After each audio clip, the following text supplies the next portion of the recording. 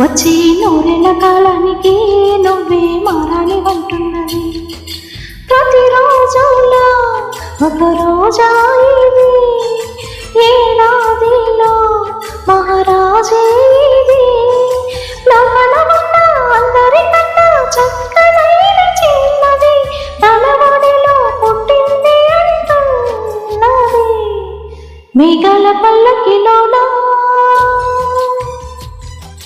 మేఘాల పల్లకిలోన దిగి వచ్చింది ఈ దేవకన్య, మిలమిల మెరిసిన శశికళ, చినుకుల కురిసిన హరివిల్ల.